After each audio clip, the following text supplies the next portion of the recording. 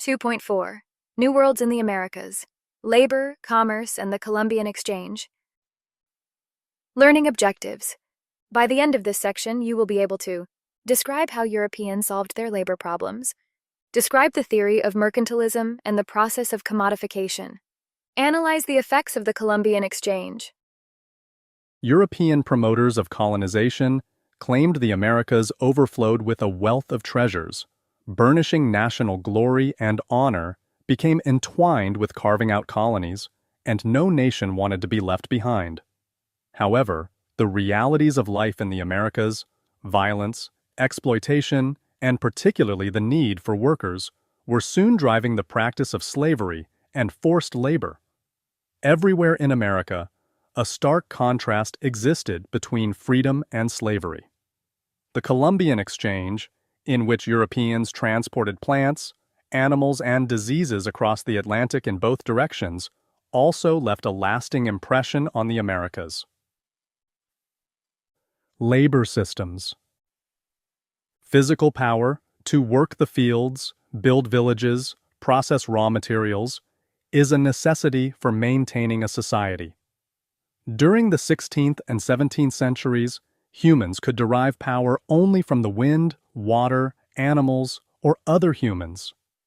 Everywhere in the Americas, a crushing demand for labor bedeviled Europeans because there were not enough colonists to perform the work necessary to keep the colonies going.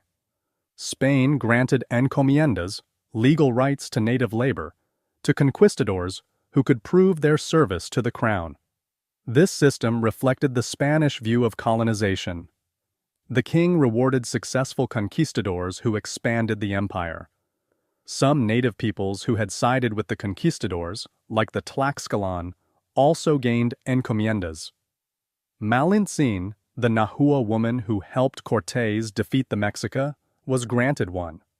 The Spanish believed native peoples would work for them by right of conquest, and, in return, the Spanish would bring them Catholicism. In theory, the relationship consisted of reciprocal obligations, but in practice the Spaniards ruthlessly exploited it, seeing native people as little more than beasts of burden. Convinced of their right to the land and its peoples, they sought both to control native labor and to impose what they viewed as correct religious beliefs upon the land's inhabitants.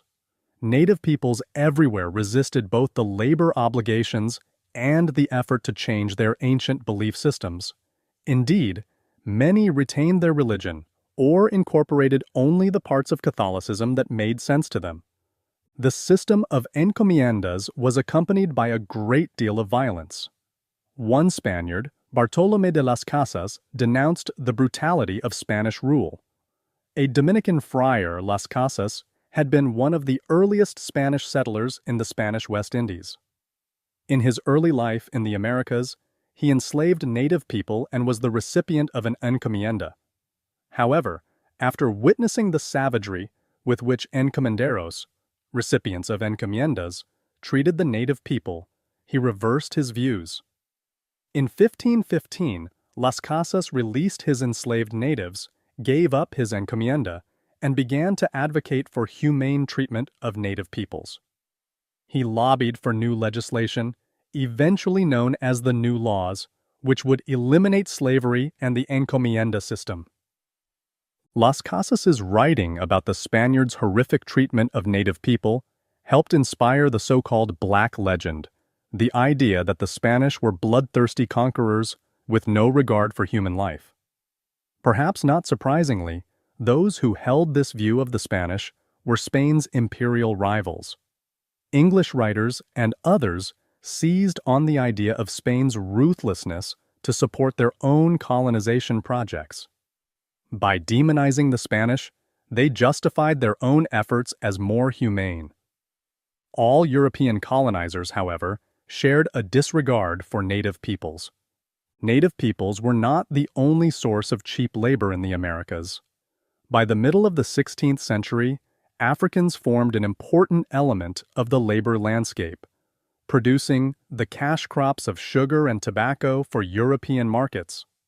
Europeans viewed Africans as non-Christians, which they used as a justification for enslavement.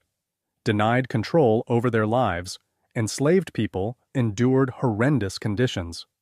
At every opportunity, they resisted enslavement, and their resistance was met with violence. Indeed, physical, mental, and sexual violence formed a key strategy among European slaveholders in their effort to assert mastery and impose their will. The Portuguese led the way in the evolving transport of captive enslaved people across the Atlantic. Slave factories on the west coast of Africa, like Elmina Castle in Ghana, served as holding pens for enslaved people brought from Africa's interior. In time, other European imperial powers would follow in the footsteps of the Portuguese by constructing similar outposts on the coast of West Africa. The Portuguese traded or sold enslaved people to Spanish, Dutch, and English colonists in the Americas, particularly in South America and the Caribbean, where sugar was a primary export. Thousands of enslaved Africans found themselves growing, harvesting, and processing sugarcane in an arduous routine of physical labor. Enslaved people had to cut the long cane stalks by hand and then bring them to a mill where the cane juice was extracted. They boiled the extracted cane juice down to a brown crystalline sugar, which then had to be cured in special curing houses to have the molasses drained from it. The result was refined sugar, while the leftover molasses could be distilled into rum. Every step was labor-intensive and often dangerous. Las Casas estimated that by 1550, there were 50,000 enslaved people on Hispaniola. However, it is a mistake to assume that during the very early years of European exploration, all Africans came to America as captives. Some were free men who took part in expeditions, for example, serving as conquistadors alongside Cortés in his assault on Tenochtitlan. Nonetheless, African slavery was one of the most tragic outcomes in the emerging Atlantic world. My story. Bartolomé de las Casas on the mistreatment of native peoples. Bartolomé de las Casas is a short account of the destruction of the Indies, written in 1542 and published 10 years later, detailed for Prince Philip II of Spain how Spanish colonists had been mistreating natives. Into and among these gentle sheep endowed by their maker and creator with all the qualities aforesaid, did creep the Spaniards, who no sooner had knowledge of these people than they became like fierce wolves and tigers and lions who have gone many days without food or nourishment. And no other thing have they done for 40 years until this day, and still today see fit to do, but dismember, slay, perturb, afflict, torment, and destroy the Native Americans by all manner of cruelty, new and divers and most singular manners, such as never before seen or read or heard of, some few of which shall be recounted below, and they do this to such a degree that on the island of Hispaniola, of the above 3,000,000 souls that we once saw, today there be no more than 200 of those native people remaining. Two principal and general customs have been employed by those, calling themselves Christians, who have passed this way, in extirpating and striking from the face of the earth those suffering nations. The first being unjust, cruel, bloody and tyrannical warfare.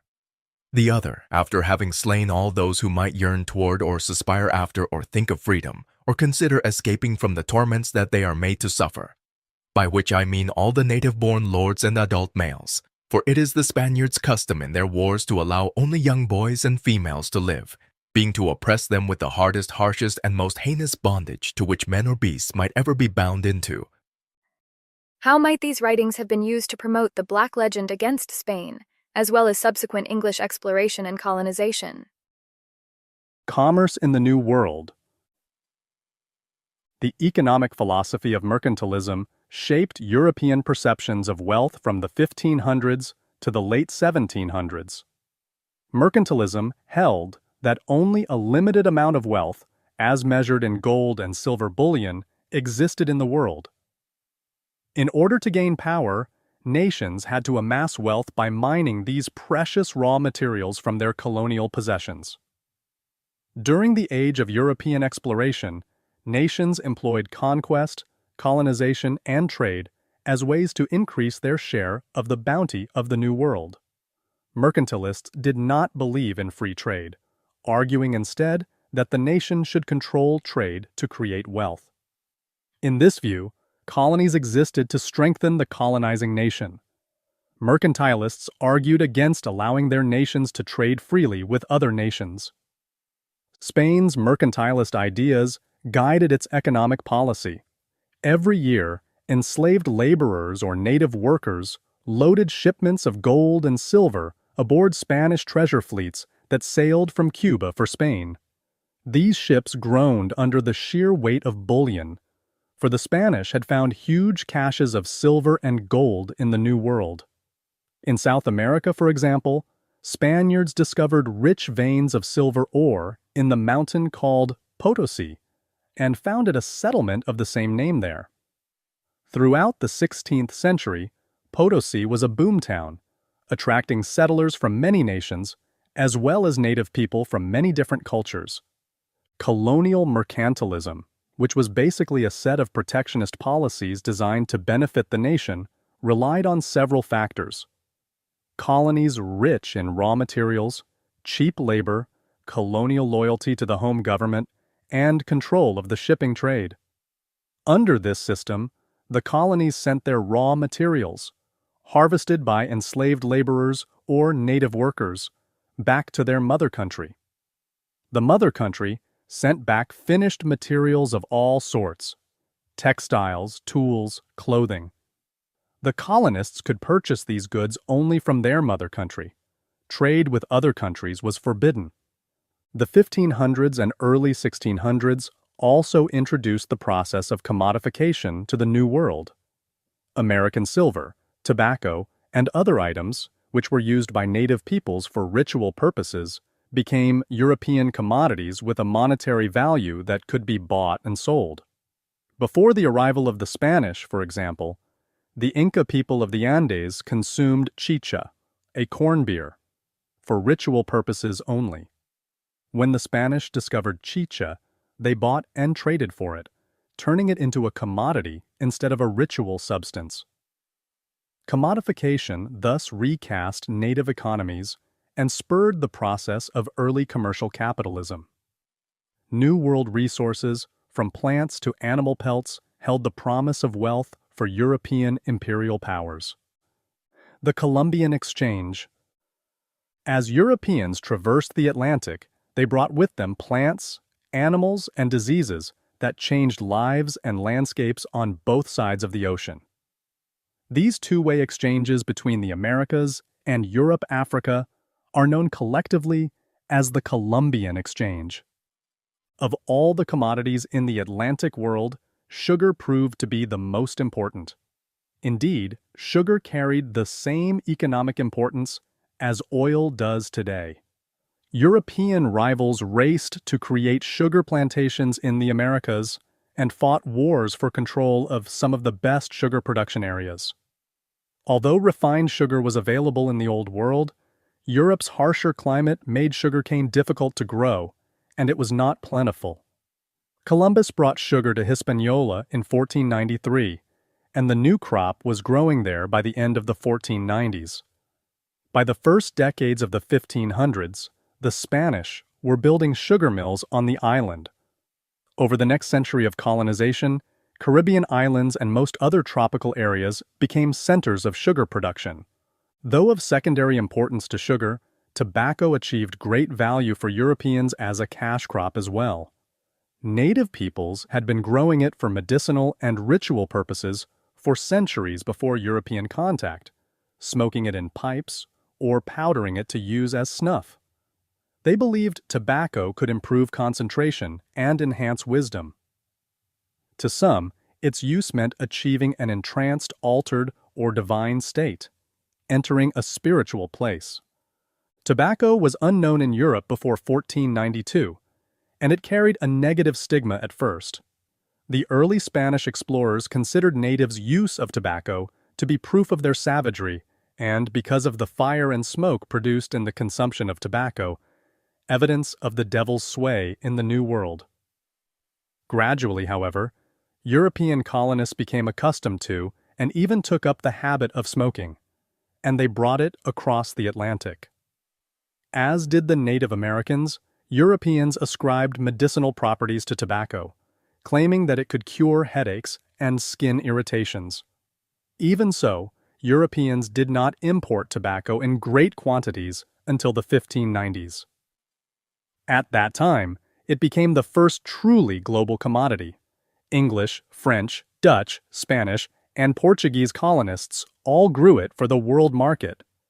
Native peoples also introduced Europeans to chocolate, made from cacao seeds and used by the Aztec in Mesoamerica as currency. Mesoamerican natives consumed unsweetened chocolate in a drink with chili peppers, vanilla, and a spice called achiote. This chocolate drink, xocolitl, was part of ritual ceremonies like marriage and an everyday item for those who could afford it. Chocolate contains theobromine, a stimulant, which may be why native people believed it brought them closer to the sacred world. Spaniards in the New World considered drinking chocolate a vile practice, one called chocolate the devil's vomit. In time, however, they introduced the beverage to Spain. At first, chocolate was available only in the Spanish court, where the elite mixed it with sugar and other spices. Later, as its availability spread, chocolate gained a reputation as a love potion. The crossing of the Atlantic by plants like cacao and tobacco illustrates the ways in which the discovery of the New World changed the habits and behaviors of Europeans. Europeans changed the New World in turn, not least by bringing Old World animals to the Americas. On his second voyage, Christopher Columbus brought pigs, horses, cows, and chickens to the islands of the Caribbean. Later, explorers followed suit, introducing new animals or reintroducing ones that had died out, like horses. With less vulnerability to disease, these animals often fared better than humans in their new home, thriving both in the wild and in domestication. Europeans encountered New World animals as well. Because European Christians understood the world as a place of warfare between God and Satan, many believed the Americas, which lacked Christianity, were home to the devil and his minions. The exotic, sometimes bizarre appearances and habits of animals in the Americas that were previously unknown to Europeans, such as manatees, sloths, and poisonous snakes, confirmed this association. Over time, however, they began to rely more on observation of the natural world than solely on Scripture. This shift, from seeing the Bible as the source of all received wisdom to trusting observation or empiricism, is one of the major outcomes of the era of early globalization. Travelers between the Americas, Africa, and Europe also included microbes, silent, invisible life forms that had profound and devastating consequences. Native peoples had no immunity to diseases from across the Atlantic, to which they had never been exposed. European explorers unwittingly brought with them chickenpox, measles, mumps, and smallpox, which ravaged native peoples despite their attempts to treat the diseases, decimating some populations and wholly destroying others. In eastern North America, some native peoples interpreted death from disease as a hostile act. Some groups, including the Iroquois, engaged in raids or mourning wars, taking enemy prisoners in order to assuage their grief and replace the departed. In a special ritual, the prisoners were re-quickened, assigned the identity of a dead person, and adopted by the bereaved family to take the place of their dead. As the toll from disease rose, mourning wars intensified and expanded,